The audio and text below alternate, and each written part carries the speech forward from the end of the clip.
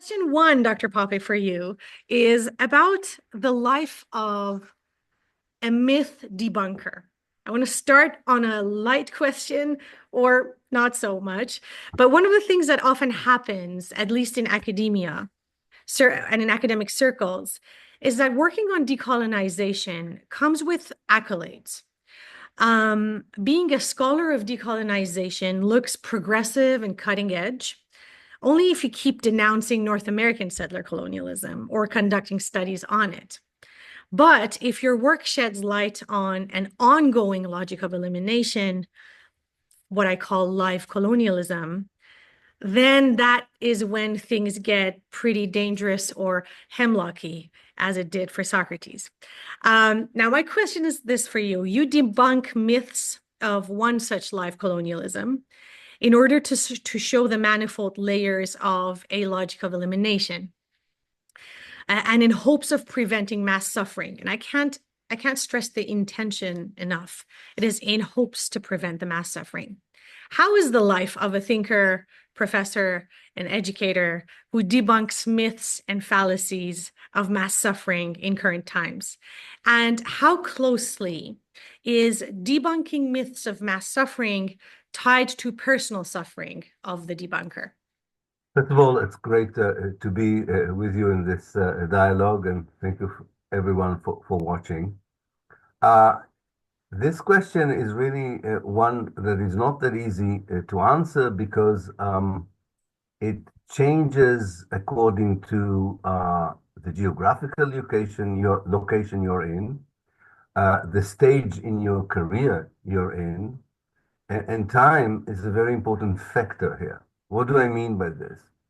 That if you, as I did, start this challenging, questioning, debunking, indeed, the history and policies of a living colonialist project from within the project, as part of the society of the colonizer, while you are at the very beginning of your academic career, then you are risking your position as a whole. So it's not an existential danger to begin with, but an occupational danger, which in fact, in my case, cost me my position in the University of Haifa in Israel. And if you do it within the society, which is another issue, you are not only challenging the establishment, the academic establishment, very soon in a very indoctrinated, charged uh, society, you are beginning to understand that the challenge goes beyond the academia into the political establishment, into the society itself. And then it becomes not just a matter of uh, living under a threat for your position in the university, but living under genuine existential threats. In that particular moment, when you are in the beginning of your career and you do it from within the colonizers' Mhm. society, you have to be aware that it could be very costly in terms of your position and beyond that, as in my case, when I had a family with two very young children. Mhm. Now, if later on you sort of survive this and you move location to a more distant location from the colonizers' world, at that time you're also not in the beginning of your career, you're already establishing your career, you're far more immune because time is a very important factor also to allow yourself to examine, re-examine your position. In fact, I think the most disturbing method that one has to overcome for debunking the debunker, so to speak, is to question your professionalism. And this is being done by Israeli scholars and their supporters until this very day. Now, when you begin your work, of course, it's much easier to shatter your confidence. Maybe they're right. I mean, the people who are challenging your work are not are quite heavyweights in terms of their position within the disciplines that they work in and so on.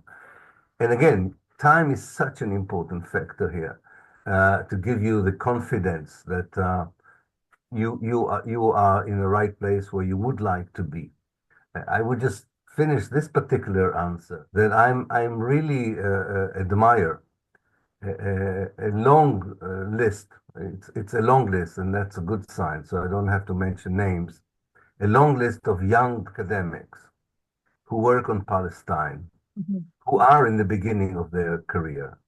Yes, they are not in the colonizer society, but nonetheless, they are in places where the colonizer society enjoys political and financial aid, that they nonetheless, despite their vulnerability in the particular moment they are in their academic career, that they do not hesitate to challenge, to be true to their own ideas and opinions, and some of them have already paid the price that academics usually pay in such societies, which is suspension, lack of promotion, and so on.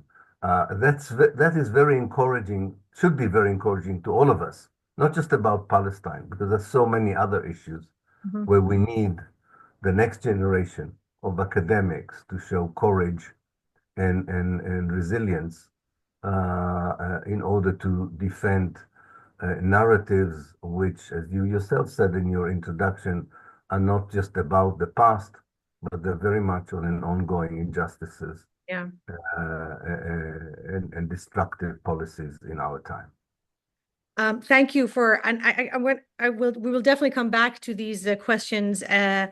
Yes, suspensions and the hopes of getting a tenured position gets very, very little when you start dealing with these things. But then again, the question of responding to the crisis as it's happening. And I oftentimes think that if there were people, if there were mainly, and I want to focus on philosophers because philosophers are focusing on so many abstract ideas these days. But if there were people during the residential schools happening during the colonization of North America, if there were ethicists who would have said, this is happening based on this, and I'm going to touch on this.